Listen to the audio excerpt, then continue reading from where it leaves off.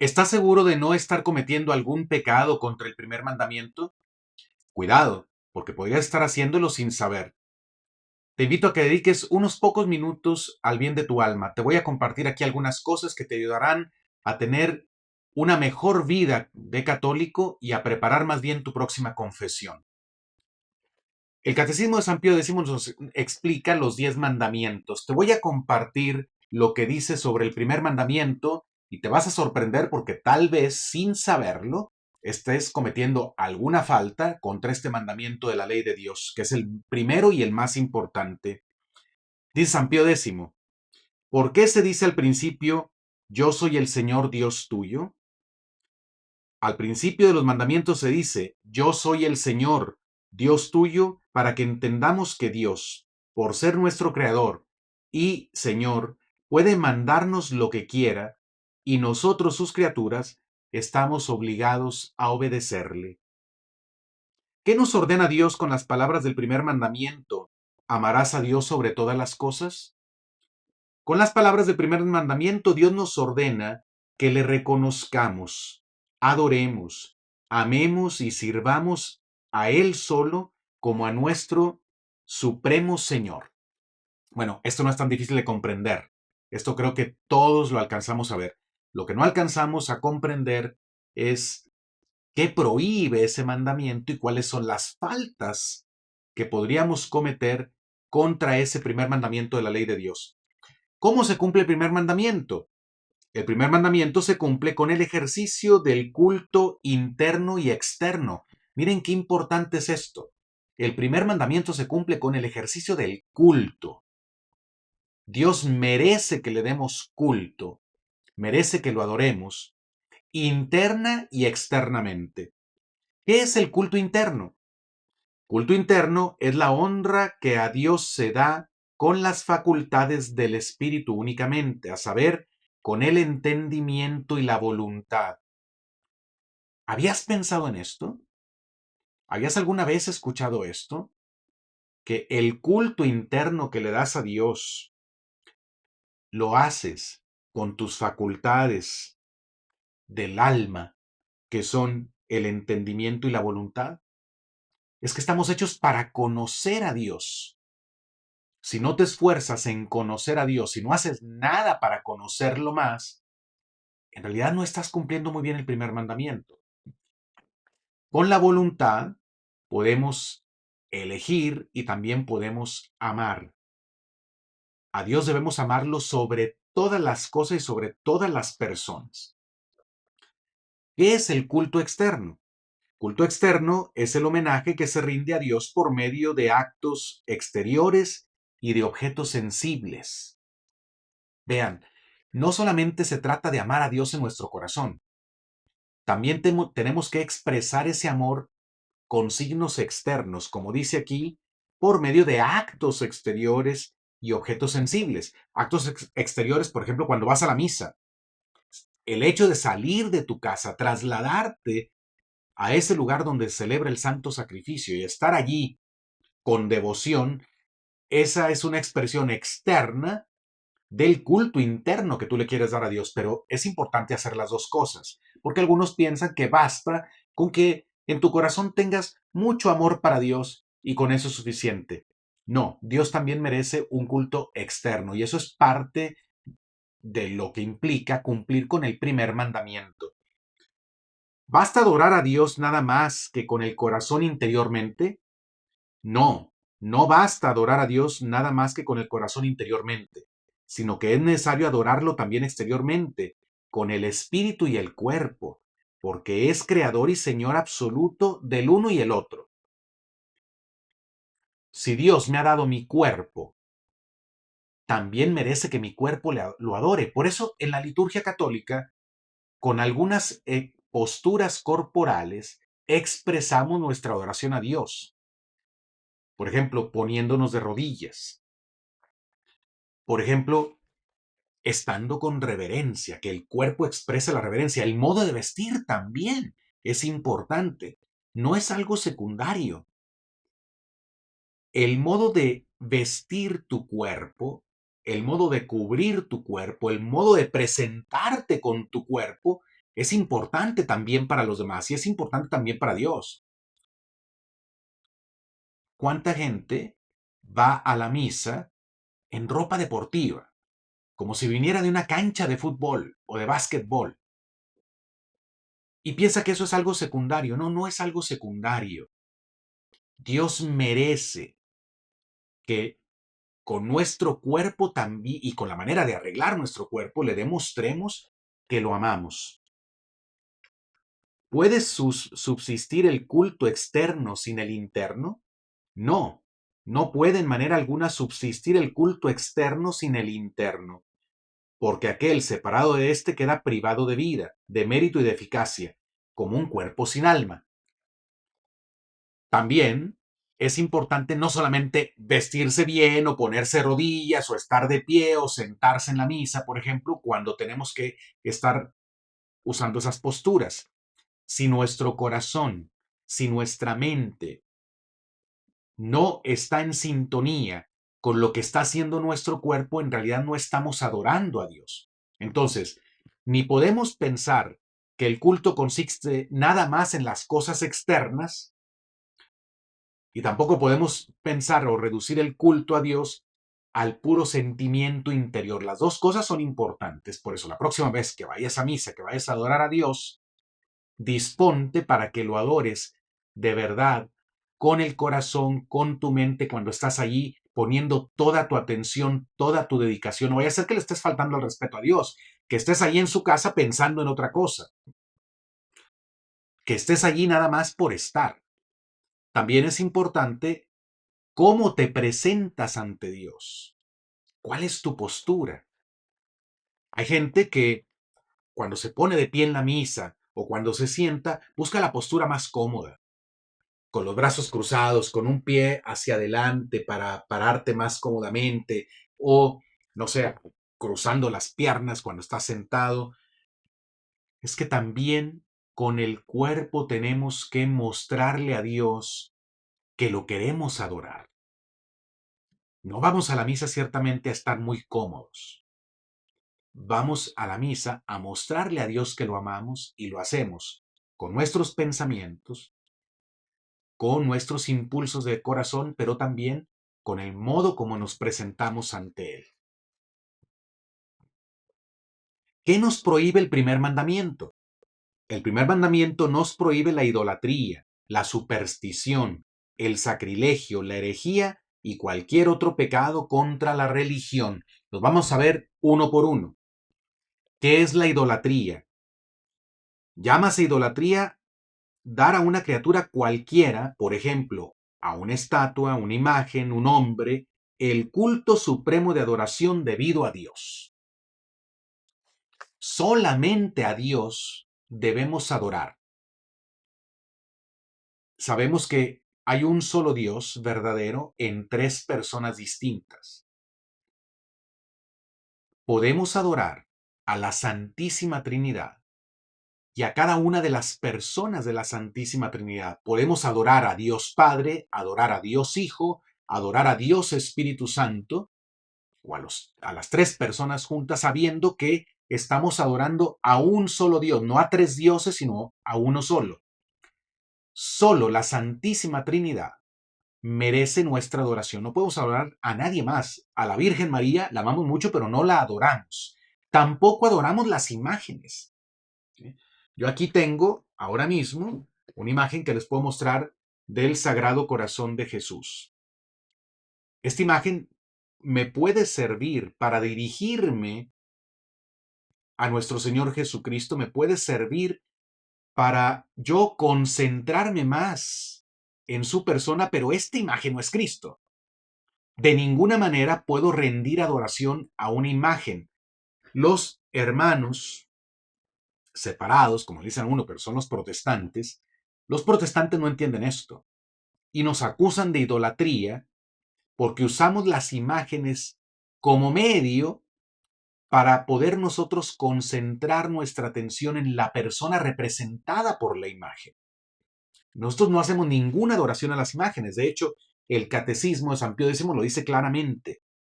Es idolatría dar a una criatura cualquiera, por ejemplo, una estatua, una imagen, un hombre, el culto supremo de adoración debido a Dios. ¿Cómo se halla expresada esta prohibición en la Sagrada Escritura? En la Sagrada Escritura se halla expresada esta prohibición con las palabras: no harás para ti escultura ni figura alguna de lo que está arriba en el cielo o abajo en la tierra. Y no adorarás tales cosas ni les darás culto.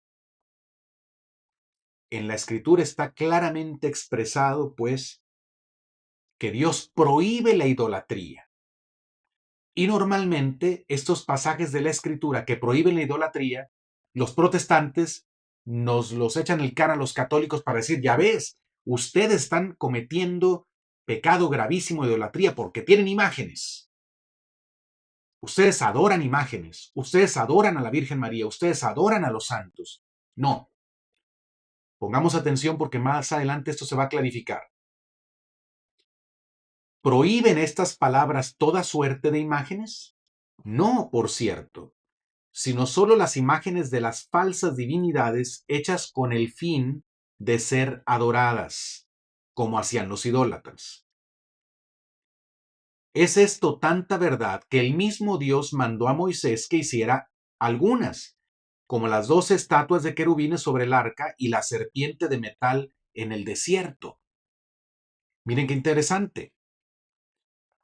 Es que hay que interpretar bien la palabra de Dios. La prohibición de hacer imágenes no es una prohibición de hacer cualquier imagen. Es la prohibición de hacer imágenes de falsas divinidades hechas con el fin de adorarlas. Pero en la misma escritura hay pasajes en donde Dios le pide a Moisés que haga imágenes. San Pío X nos recuerda que Dios le pidió a Moisés que el arca de la alianza estuviera cubierta con 2 querubines. Y también Dios le pidió a Moisés que mandara hacer una serpiente de bronce para que la colgara sobre un palo y la mostrara, a fin de que los que habían sido mordidos por serpientes venenosas, al ver la imagen de la serpiente de bronce, quedaran sanos. Así es que aquí tenemos que la Escritura prohíbe hacer algunas imágenes, pero Dios manda hacer otras imágenes para propósitos buenos. Entonces, cuando tenemos una imagen de la Virgen María, tenemos una imagen de Jesucristo nuestro Señor o de los santos como los que tengo aquí atrás, Santo Toribio Romo y el Padre Pro, que son amigos de Dios, porque los santos son amigos de Jesucristo, son discípulos de Jesucristo, que vivieron heroicamente las virtudes cristianas. Hacemos imágenes de ellos no para adorarlas, no adoramos ni la imagen ni el representado en la imagen. Nosotros no adoramos a los santos. A los santos les damos veneración, como a la Virgen María. Es un respeto especial, pero no es adoración. Nosotros no confundimos a Dios con sus criaturas. María es una criatura. San Luis de Montfort, que tiene un tratado de los más hermosos sobre la Virgen María, dice que la Virgen María delante de Dios es menos que un átomo. Menos que un átomo. ¿Por qué? Porque María es una criatura. Dios es el creador. Pero Dios no nos prohíbe tener respeto a las personas, a las criaturas. Por ejemplo, hay un mandamiento que dice: honrarás a tu padre y a tu madre. Y nadie va a decir que alguien que respeta, que honra a su padre o a su madre, está poniendo a su padre o a su madre en el lugar de Dios. Nadie va a llamar a eso idolatría. La veneración es un tipo de respeto, no es adoración. Siguiente. ¿Qué es la superstición? Es otro pecado contra el primer mandamiento.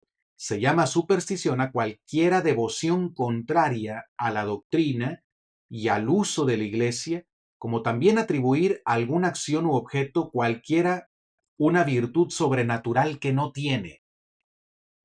Atención, porque si bien muchos católicos no caen en la idolatría porque usan imágenes, porque tienen un rosario en la mano, etcétera, sí puede ser que más católicos caigan en la superstición. ¿Qué es la superstición? Cualquier devoción contraria a la doctrina y uso de la Iglesia. Cuidado, porque es posible usar sacramentales en un modo de superstición. Es posible. Por ejemplo, si yo uso mi rosario, lo cuelgo en el retrovisor de mi coche, como hace mucha gente. Nunca lo rezo, pero lo tengo ahí colgado como si fuera un amuleto de buena suerte. O me pongo una imagen del Sagrado Corazón de Jesús en mi cartera porque pienso que así voy a ganar más dinero. Estoy usando en modo contrario a la doctrina y al uso de la iglesia esa imagen del Sagrado Corazón o ese rosario. Es muy importante el criterio que nos da San Pío X. Hay que usar las imágenes, los sacramentales, los rosarios, el agua bendita, la sal exorcizada, el aceite exorcizado. Son sacramentales que la iglesia nos da, pero es muy importante usarlos de un modo que no sea contrario a la doctrina católica y de un modo que sea favorable, concorde con el uso que la iglesia le da a esas cosas. Y también es superstición atribuir a alguna acción u objeto cualquiera una virtud sobrenatural que no tiene. Entonces, cosas que se usan para la buena suerte, amuletos, etcétera, son superstición. Y si hay muchos católicos que recurren a esas cosas, cuidado, porque ese es un pecado grave contra el primer mandamiento de la ley de Dios. ¿Qué es sacrilegio? Sacrilegio es la profanación de un lugar, de una persona o de una cosa consagrada a Dios y destinada a su culto. Miren qué interesante. Es una profanación. Pero atención, ¿profanación de qué? De un lugar. Por ejemplo, de una iglesia consagrada a Dios. De un cementerio dedicado a la sepultura de los cristianos. Es la profanación de un lugar, de una persona. Hay personas consagradas a Dios, como los sacerdotes, las religiosas. En sentido más amplio, todo bautizado es un consagrado.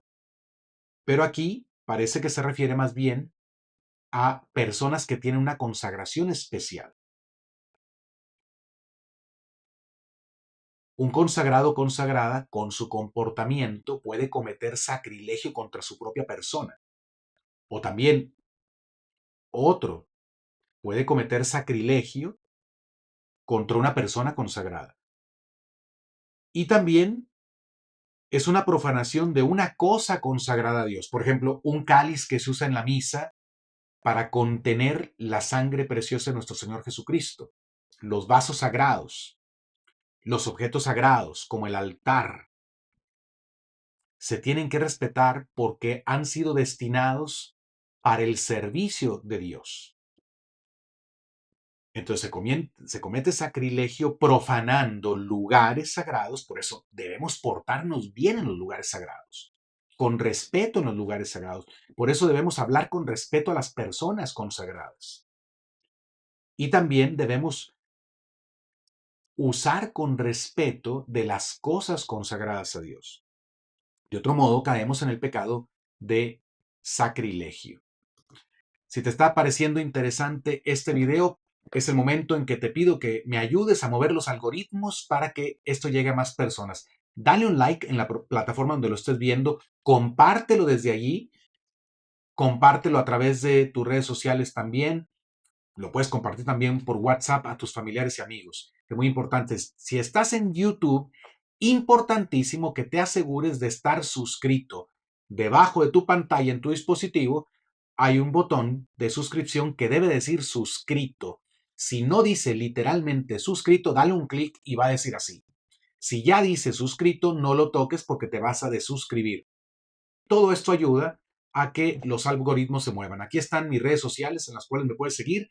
Si quieres recibir mensaje cuando yo publico un nuevo video, recibir mensaje de WhatsApp, si quieres ser parte de la red que tengo en WhatsApp, en la que comparto algunos mensajes a mis seguidores, manda un mensaje al número que aparece en pantalla, un mensaje diciendo alta, y te daremos de alta en nuestra red de seguidores y por ahí vas a recibir aviso y no te vas a perder ninguno de nuestros próximos videos. También, si quieres ayudarme a sostener este apostolado, manda un mensaje de WhatsApp al mismo número que diga quiero apoyar y yo te diré cómo puede ser llegar una ayuda y te lo agradezco muchísimo. Bien, continuamos. ¿Qué es herejía? Es otro pecado contra el primer mandamiento. Herejía es un error culpable del entendimiento por el que se niega con pertinacia alguna verdad de fe. Vuelvo a repetir, es un error culpable. Porque hay gente que está en el error, pero no tiene culpa porque no tiene manera de salir del error, porque nadie lo ha instruido o porque no tiene los medios para instruirse. Pero es culpable el que teniendo los medios para instruirse, para formarse como católico, para conocer su fe, no los usa y sigue en la ignorancia o sigue en el error. Ese sería un error culpable. Entonces la herejía es un error culpable del entendimiento por el que se niega con pertinacia alguna verdad de fe. Miren, por ejemplo, hay católicos que fueron al catecismo, que sí recibieron instrucción, pero ya de adultos, por alguna razón, tal vez porque no les agrada, dicen, no es verdad que tengo que confesarme con un sacerdote para recibir el perdón de mis pecados. Los curas no tienen poder para perdonar pecados. Cuidado porque esto podría ser una herejía. Si es un error culpable, si esa persona fue educada en la fe, pero luego renuncia a aceptar esa verdad que la iglesia enseña y lo hace con pertinacia, puede caer en herejía. También, por ejemplo, aquellos que niegan la presencia de nuestro Señor Jesucristo en la Eucaristía. Yo he escuchado, esto es terrible, pero he escuchado católicos negando la virginidad perpetua de la Santísima Virgen María. Prácticamente aceptan la herejía protestante. Entonces tenemos que tener mucho cuidado de no negar las verdades que la Iglesia enseña. Y por otro lado, es importante que nos formemos. No vaya a ser que nuestro error sea culpable. Si tenemos los medios a la mano para conocer mejor nuestra fe, o sea, podemos comprar un catecismo y estudiarlo, o podemos buscar canales como el mío, donde tenemos acceso a una enseñanza católica. Mi canal no es el único, hay muchísimos canales muy buenos en YouTube, pero si tenemos estas posibilidades y no las usamos para formarnos, puede ser que nuestro error, en caso de que tengamos errores en cuestiones de fe, sean culpables, que no seamos inocentes y que Dios nos pueda juzgar por eso. ¿Qué otras cosas prohíbe el primer mandamiento? El primer mandamiento prohíbe además todo tipo de comercio con el demonio y el asociarse a las sectas anticristianas. Miren qué interesante. Todo tipo de comercio con el demonio. O sea, un católico no puede tener ningún tipo de comercio, de negociación con el demonio, ni asociarse a las sectas anticristianas, como la masonería, por ejemplo, o a otro tipo de sectas que son contrarias a la iglesia porque enseñan doctrinas contrarias, porque rechazan doctrinas católicas o porque planean acciones en contra de la iglesia o en contra de los mandamientos de Dios o en contra de la doctrina que enseña la iglesia, que es la misma doctrina de Jesucristo. La iglesia no se inventa una doctrina. ¿Cometería pecado grave quien recurriese al demonio o lo invocase? quien recurriese al demonio o lo invocase cometería un pecado enorme, pues el demonio es el más perverso enemigo de Dios y de los hombres. Hay que tener mucho cuidado, sobre todo aquí los jóvenes, que son los que tal vez tienen más tentación de caer en estas cosas, porque los invitan, porque los engañan, porque a veces no tienen la fuerza de decir que no a ciertas personas, a ciertas amistades o a ciertas propuestas que les hacen. Cuidado, porque la invocación del demonio es un pecado grave y además pone en grave riesgo tu salud espiritual y puede poner en grave riesgo hasta tu salud física también. Es lícito interrogar las mesas que se dicen parlantes o escribientes o consultar de cualquier modo que sea las almas de los muertos mediante el espiritismo. Todas las prácticas del espiritismo son ilícitas porque son supersticiosas y a menudo son no inmunes de intervención diabólica, por lo cual han sido justamente prohibidas por la Iglesia. Así es que cuidado, cuidado niños, cuidado jóvenes, cuidado papás, no descuiden a sus hijos.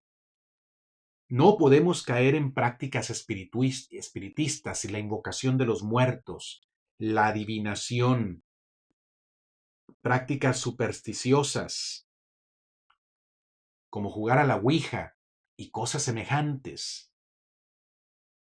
Estos son pecados contra el primer mandamiento. Todas las prácticas del espiritismo son ilícitas porque son supersticiosas y a menudo no inmunes de intervención diabólica. Cuidado, porque alguien puede pensar que está en comunicación con el alma de su padre difunto, de su madre difunta, y en realidad está en comunicación con un demonio. ¿Prohíbe el primer mandamiento que honremos e invoquemos a los ángeles y a los santos?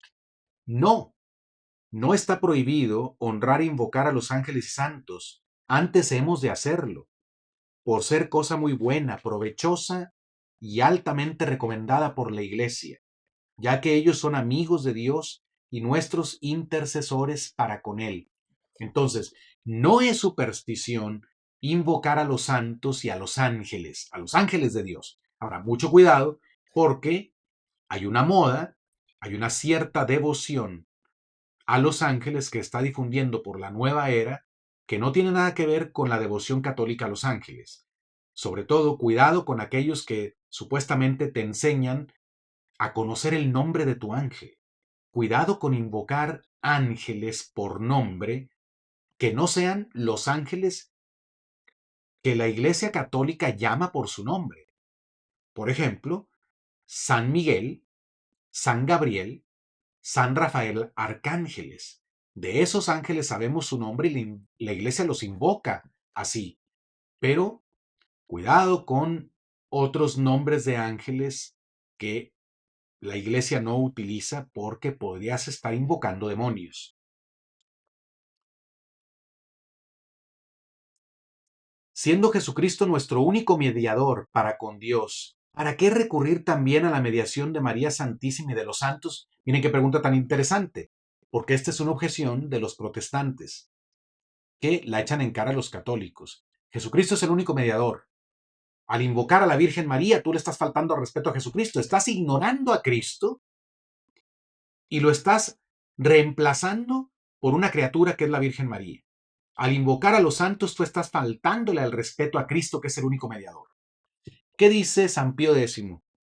Jesucristo es nuestro mediador para con Dios en cuanto por ser verdadero Dios y verdadero hombre, Él solo, en virtud de sus propios merecimientos, nos ha reconciliado con Dios y nos ha alcanzado todas las gracias. Miren cómo está muy clara la doctrina católica. Aquí no hay ninguna confusión. ¿Sí? No le quitamos ningún mérito a Cristo. Él es nuestro mediador para Dios, para con Dios, en cuanto por ser verdadero Dios. Esto no es la Virgen María, ¿eh? La Virgen María no es verdadero Dios, ni los santos son verdadero Dios, solo Cristo. Y verdadero hombre, Él solo, atención que dice el catecismo, Él solo, nadie más.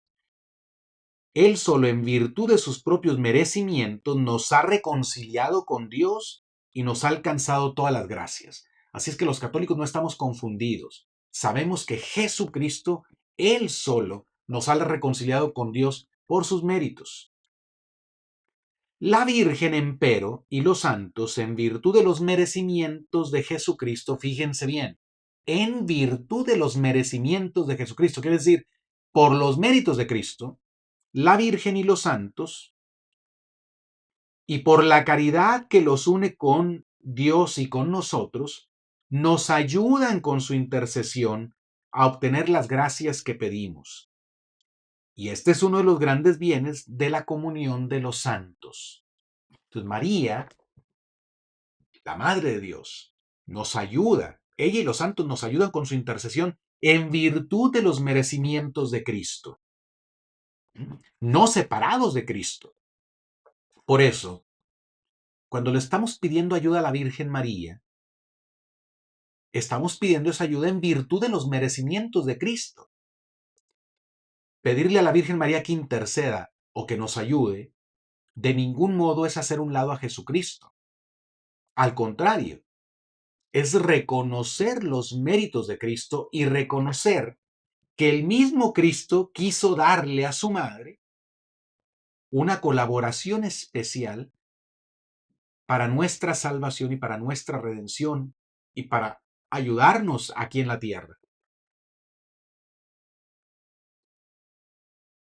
¿Podemos honrar también las imágenes de Jesucristo y las de los santos?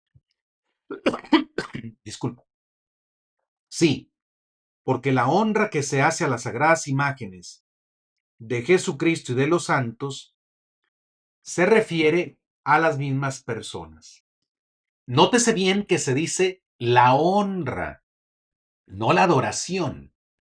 La honra que se hace a las sagradas imágenes de Jesucristo y de los santos se refiere a sus mismas personas. Entonces, no venero la imagen por la imagen misma. Mi acto de veneración no va a la imagen, va a quien representa la imagen. La imagen es, digamos, un vehículo en el sentido de que, por ejemplo, en la misa se inciensa la imagen de Cristo crucificado, se puede incensar también la imagen de la Virgen María, del patrono de la iglesia, y obviamente, aunque el incienso se le dirige a la imagen, esa acción de incensar expresa la veneración a la persona representada por la imagen. No es un acto de idolatría. Nadie piensa que la imagen de la Virgen es la Virgen. No. Pero como estamos constituidos por cuerpo y alma, y nuestro cuerpo requiere elementos sensibles, por eso usamos las imágenes. Dios quiso usar cosas sensibles para ayudarnos. ¿Recuerdan ustedes cuando curó un ciego y para curar al ciego escupió en el suelo y con su saliva hizo barro y lo puso sobre los ojos del ciego? ¿Por qué querría Jesús hacer eso? ¿Por qué no simplemente dijo, recobra la vista? La pura palabra de Cristo hubiera bastado. ¿Por qué quiso usar su saliva y barro? Para enseñarnos que Dios también usa la materia como vehículo para darnos la gracia. ¿Por qué dijo Jesús, el que no renace del agua y del espíritu no puede entrar en el reino de los cielos? No dijo nada más el que no renace del espíritu, dijo el que no renace del agua y el espíritu. ¿Para qué el agua? ¿Por qué se tiene que bautizar con agua? ¿Por qué no simplemente decir yo te bautizo en el nombre del Padre, el Hijo y el Espíritu Santo? ¿Por qué Cristo mandó bautizar con agua? Porque Dios quiere usar la materia como vehículo para comunicar su gracia también. Entonces, si Dios usa la materia como vehículo para comunicar su gracia, nosotros también podemos usar la materia, como en el caso de las imágenes, para dirigirnos a Él, para ayudarnos a poner nuestra atención en Él o en las personas representadas por las imágenes. Ya vimos que no hay ningún problema con que le tengamos devoción, veneración a los santos y a la Virgen María.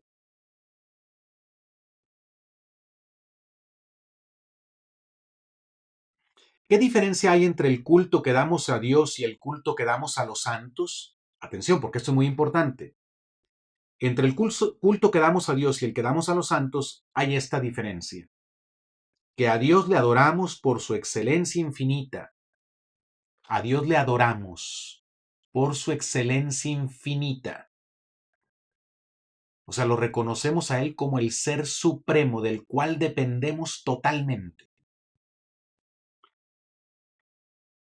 Mientras que a los santos no los adoramos, sino que los honramos y veneramos como amigos de Dios, intercesores nuestros para con Él. Si es que hay una gran diferencia entre el trato que damos a Dios, que es de adoración, y el culto que damos a los santos, que es de veneración, de honra, de respeto especial por su cercanía con Dios y porque también nos pueden beneficiar como intercesores gracias a los méritos de Cristo, que quede claro. No por su propia virtud, sino en virtud de los méritos de Cristo. ¿Cómo se llama el culto que se tributa a Dios y el que se tributa a los santos? El culto que se tributa a Dios se llama latría. Esto es adoración. Y el culto que se tributa a los santos se llama dulía o de veneración a los siervos de Dios. En griego, doulos significa siervo. Doulos. Dulía es la veneración especial que se le da al siervo de Dios. Pero miren, la sola expresión dulía se refiere a un respeto que se le da a alguien que es siervo de Dios. No Dios, sino siervo de Dios. Vean cómo en la Iglesia Católica no hay ninguna confusión. Así es que no te vuelvas a creer esa acusación cuando vengan los protestantes contigo a tu casa y te digan, es que ustedes adoran imágenes, ustedes idólatras. No te la creas. No hagas caso a esas acusaciones. Y si puedes, explícale, responde, si están abiertos a saber la verdad, si están abiertos a conocer lo que realmente enseña la Iglesia, explícales que nosotros no adoramos a nadie fuera de Dios. Entonces, el culto que le damos a Dios, a las tres personas divinas, se llama latría y significa adoración. El culto que le damos a los santos se llama dulía. ¿Por qué? Porque son siervos de Dios. Y el culto particular que damos a María Santísima se llama hiperdulía, que quiere decir especialísima veneración, como a la Madre de Dios. Especialísima veneración. Entonces, el culto a la Virgen se llama de hiperdulía. A ella la veneramos más que a los santos, pero no la adoramos como a Dios, porque ella es la criatura más perfecta, la más excelente, la más cercana a Dios, porque es la única hija predilecta del Padre, madre de Dios Hijo y esposa del Espíritu Santo. Así es que espero que esto nos ayude a comprender mejor el primer mandamiento. Espero que esto que te he compartido te ayude a revisar tu vida. Y si te diste cuenta de que has caído en algún pecado contra el primer mandamiento sin saberlo, bueno, te invito a que lo confieses la próxima vez. Le puedes decir al sacerdote, he cometido estos pecados, no sabía que eran pecados, pero de todos modos lo quiero confesar y le quiero pedir perdón a Dios. Y de aquí en adelante, proponte no volver a pecar nunca más contra el primer mandamiento y contra ninguno de los mandamientos de la ley de Dios. Te voy a poner al final de este video Te voy a proponer un video que YouTube te sugiere de acuerdo a tus intereses y también te invito a que vayas a revisar en el canal de YouTube, en la pestaña que dice Playlists, vas a encontrar esta playlist, Doctrina Católica sobre la Eucaristía. Si te interesa conocer más la doctrina católica, te invito a echarle un vistazo a estos 5 videos en los que te explico cuál es la doctrina católica sobre la Sagrada Eucaristía.